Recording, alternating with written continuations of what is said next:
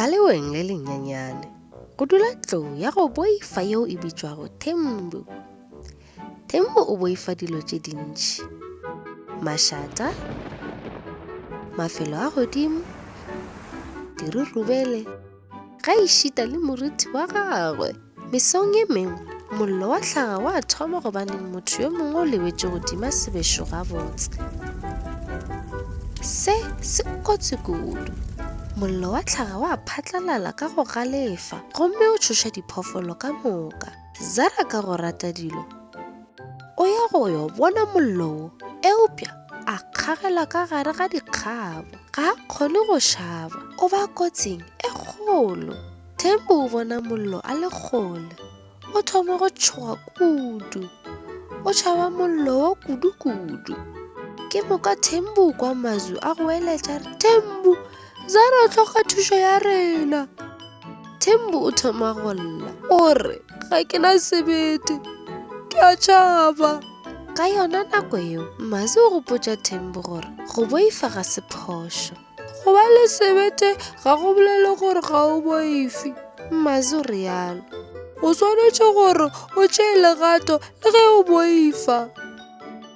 Ke moka Tembo o gopola gore ditlou di kgona go nopa metsi a mantši ka mebogo ya tšona.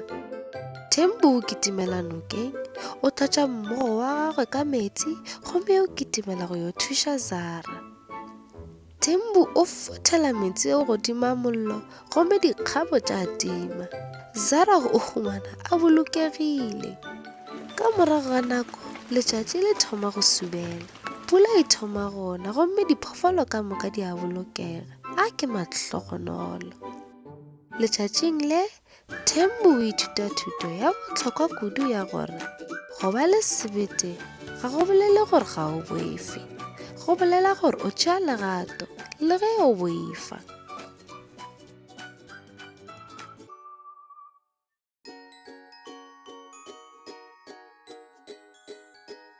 To watch more stories, just visit our YouTube channel. All stories are in the present, past and future tenses, also available in various languages.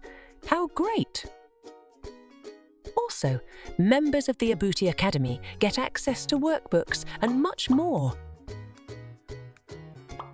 Visit our website to find out more about all the language learning materials that we have to offer.